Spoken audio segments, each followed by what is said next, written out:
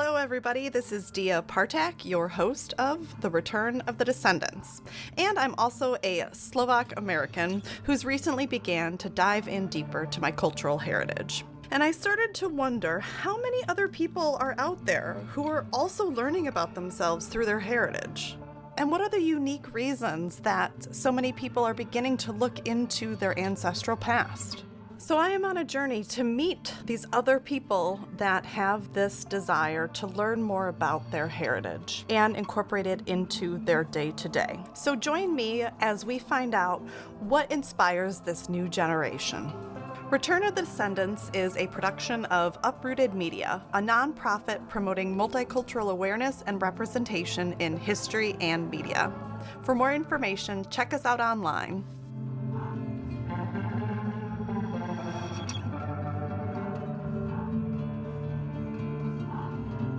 So we're starting our journey off in Vancouver, Washington, USA. Hi, I'm Heidi. And I'm Josiah, and we're the Austins. Yeah, we've been married since January of 2020. We have our cat, Nova, who is a pandemic baby. We got her right at the beginning of pandemic / when we first got married. I met Heidi and Josiah when she posted on a Slovak Facebook page looking for other Slovak descendants interested in getting the SLA, which is the Slovak Living Abroad Certificate. The SLA gives qualified descendants the right to apply for a residency permit, as well as work or open a business. And then after 3 years of continuous residency in Slovakia, one is eligible to apply for citizenship. It's not direct citizenship by descent, but it is a step towards citizenship for those who do not meet the great-grandfather generational limit to apply for citizenship by descent. So when I met Heidi, she was knee-deep in all of the paperwork to go through this SLA process. Everything was just so overwhelming, and I just wanted to have other people going through it too, just go through the process together and troubleshoot things. Also, hopefully meet people who will also be traveling there at the same time and, make friends before we go. So we're doing monthly meetups now, and it's been really cool just connecting with other people from the diaspora, going through the same paperwork and hearing stories and just sharing culture. My non-Slovak husband and I became fast friends with the Austins. And I was genuinely surprised to see a 29 and a 33-year-old diving into their culture and also wanting to move across the world to a country they've never been to. So I started to ask questions. So Heidi, what sparked your interest in your Slovak heritage? So I've always had a lot of interest in my heritage, been interested in getting DNA tests, and I've always asked my parents a lot of questions about where we came from and where my ancestors came from. So I've known I was Slovak for a very long time. I always knew that my great-grandparents came from Slovakia on my mom's side. What do you know about their journey to America? Yeah, so my great-grandma came with her mom. They actually ran away in the middle of the night from her abusive father / my great-great-grandma's abusive husband, who ended up working my great-grandma's sister to death. So she basically died of exhaustion, and they decided they had enough, and they snuck out and got on a boat and came to America, and that's where my great-grandma met my great-grandpa. Yeah, it was lots of trauma down the line for sure. But I can't imagine, as women back then too, the bravery that it took for them to just flee everything they knew and then get on this ship and not know what lay ahead. But yeah, they really changed the trajectory for their future generations, and here I am. So very grateful for the strong women in my lineage. Wow. Thank you for sharing that. That's a remarkable story of courage and trauma. It makes me wonder then, Heidi, as you're going through this process and knowing how she got here, if you could talk to your great-grandmother right now, is there anything that you would want to say to her? Yeah, that's intense. And I just have to try and picture if I was in front of her. Man, I might start crying because it's wow, Because that's like actually really intense to think about. I've never thought about that before. For Heidi, there's obviously a lot of meaning and emotion behind this SLA process and the eventual move to Slovakia. But what about Josiah? He does not have that same motivation, that same connection to Slovakia, and is willing to move there, to a country he's never been.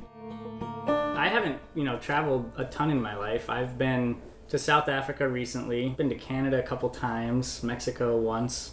And I love the United States as far as the people, the citizens, geography, the national parks. Pretty much all of my family is here. But yeah, I just don't think the system right now is friendly to a lot of its citizens. So aside from that though, I've always loved Europe. I love a lot of the arts that have come out of there. Being a musician, I have so many musical artists that I love. To go there and see where all those flames were sparked will be amazing. And so living in Slovakia will be a great step towards being able to connect with all of that. So Heidi has a wonderfully supportive husband who is down for the move, and they're moving forward. They're making plans, getting that application in. But it's when they started to tell their family about their eventual move that things took a turn, and their journey became something very different than they had expected when it started. So we were visiting my grandparents, and my grandma said, "Oh, you are Slovak. You have Slovak lineage." And I was like, I don't know. It's like you hear stories, everybody's heard their stories, and then you find out this is not true and things. So I was a little doubtful. She mentioned that her aunt, my great aunt June, had all these documents, all these stories, and that my uncle was compiling all these things together into... There was whisperings of this book, and Grandma kept like going to Aunt June's house and looking for it, but then she couldn't find it for a while. And then finally, like months later, after she went and visited, she got a hold of it. It took quite a while for him to get the book, so... Thanks for remembering all the, juicy... I feel like I talked to your grandma more than... Yeah. It's true. So, what did it feel like to discover that you guys were both Slovak? Yeah, you mean finding out we were siblings after we were married? Weird. Thankfully, we're not having kids. Yeah. No, but for real though, like finding out that we were both Slovak after we were married, it makes you wonder like all those weird thoughts. But we're not related. We still haven't found, we haven't found the common tie. We think it's like... everybody has a common tie somewhere, but yeah. But on the non-awkward side of things, it's like really refreshing because it's going to make both of our journeys to Slovakia and through the SLA process so much more easy. And it's so much more motivating too, having like each other to be able to go through it together and learn about each other and about each other's ancestry has been really cool. So, Josiah, I am curious about this book that was hidden in plain sight, it sounds like, in your family. Can you tell us a bit about the book? It's our family tree. Very organized book. It has everything starting from early Bino family history. It's very intriguing. So I understand that your ancestor moved to America and then went back and visited for an extended period of time back in Slovakia, and his re-entry back into America, if I recall, was very interesting. Do you mind kind of pulling that part up in the book and sharing with us? So after a time, they were visiting there for about a year, it says. The authorities came to the Halas house one day and told John he must go into their army. He had not yet become an American citizen, and Czechoslovakia had compulsory conscription. All young men from the age of 16 or 18 had to serve in the army. It is not remembered how many years he said they were obligated to serve. Thoughts went through his mind. Did he owe it to his native country to stay there and serve in their army? Or was America now his country, as he had spent around 14 years in the New World by now? He had a decision to make. I kind of like how they narrative. They kind of dramatize it a little bit. John had a decision to make. He knew the country had compulsory conscription. There was no way he could get out of being put in the army. If he stayed, they would spend the rest of their lives in Czechoslovakia. Elizabeth wanted to stay to be near her family. After 1 or 2 sleepless nights, John knew what he would do. A family member recalls him describing this event. He did not speak English perfectly, And these are his words. I sneak out of the country before the army authorities come back and make me go in their army. One member says it seems he told of how he and his father made a hollow space in the midst of a load of hay or a wagon load of potatoes in sacks, where he hid while his father drove him to a bigger village so he could catch a train. John didn't want the people of his village to see him leaving, lest there be some who might inform the authorities. As he waited in the train depot, he was sure everyone was looking at him and knew what his plans were. Finally, the train arrived and they were bound for Germany. Again, he was afraid when he arrived at the depot in Germany, there might be some authorities there to apprehend him. So when the train began to slow down before entering the town, he jumped off. His words again, I jump and roll in weeds and grass down a steep hill. I believe for a minute my arm and shoulder were broken, but I picked myself up and carefully walked to where I buy a ticket for America. Yeah, he escaped in the middle of the night for America, hiding in a sack of potatoes on a wagon. And this is the part where I'm just like, I feel kind of bad because he ditched Slovakia. He went against their laws. And so I'm you're just not like, going to be let back in now. I know, now that's the my cat's fear. out of the bag. I'm like, oh no, like, did they have it marked down that John Bino's descendants aren't allowed? Because he was like, screw you. I'm leaving for America. I hope not. Slovakia, if you're listening to this, please take pity. Please. Josiah is not responsible for his great-great-grandfather's decisions. Yeah, seriously. So that's one thing we're very nervous about. Yeah. Or at least I am. My husband and co-editor of this podcast could not help but interject to give Josiah an idea to alleviate his stress. He could do the conscription. No, I know. You consider it. They're like, your only way in is if you sign up for our military. No. All joking aside, this is a common experience for many of our ancestors to have left the country without legal okay to do so. Even though this common experience is not something that hinders one from getting the SLA, there are complications to be found along the way with the application process. So Josiah, you have told me a ancestral story that has an impact on your application. I don't know if you're comfortable sharing it here. If you are, I think the audience would love to hear it. Oh man. Yeah, so family scandals. So Elizabeth Bino had Mary Ellen, who is my great grandma. Mary Ellen was in love with my real great grandfather, Bernard Anderson. And one evening she approached him at the billiards table where he was playing with his friends. She was like, Bernie, marry me now, or I'm going to go marry Raymond Cottrell. Who had just proposed to her right before. Thank you, yes. Okay. But she was unsure about it. She was like, she had to have her last shot at Bernie. And Bernie was like, settle down, let's talk about it after this game.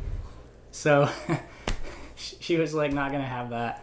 She went and married Raymond Cottrell, who I don't know a whole lot about, but like, he seems like a pretty decent guy from what I know. He got drafted, he went to the war, poor guy, and while he was gone, Mary Ellen and Bernie had a little affair, and my grandmother was conceived. So, to avoid the scandal, Mary Ellen went to Montana, where she lived with a relative, had my grandmother in Missoula. She ended up going back home to Minnesota. When she got back, people were like, Mary Ellen, what is this baby you have? Like, where did you get her? And she said, oh, some woman didn't want her, and she just handed her to me, and I was like, oh, okay. I didn't just want a baby to, be on the streets. So I took her. Here's where things get tricky for the SLA. Her father is Bernard Anderson. But because of the scandal, Mary Ellen had them put Raymond Cottrell. That skews the true lineage. Also, Mary Ellen's maiden name was Morton. But whoever made the birth certificate spelled it as Martin. And another important thing is she ended up divorcing Raymond Cottrell and marrying Bernie. She came clean and told her about the scandal and gave her birth certificate, which is now completely wrong. So we're doing with that. yeah. And basically, we're asking my grandma to write a letter to the Slovak government saying, "Dear Slovakia, I am the product of a scandal." And she was fine with it, though, so she had no problem. So even with that small complication, they are still moving forward and gathering up their documentation to demonstrate their Slovak ethnicity. But Heidi and Josiah's journey has just begun. Please stick around for part 2 of this episode, where we'll discuss and talk with Heidi and Josiah about the ways in which they are leaning into their culture and what their hopes are for their eventual move to Slovakia. Return of the Descendants is a production of UpRooted Media. Want to support this podcast or our Slovak Arkansas documentary? Then check us out online to donate. Thank you for listening, and we hope you tune in for the next episode of Return of the Descendants. And thank you to all of our supporters and donors. Without you, this could not be possible. Thank you to James Ashley Mayer and Zoe Solar for the use of their music in this podcast. Deah Partak and James Ashley Mayer are the editors for Return of the Descendants.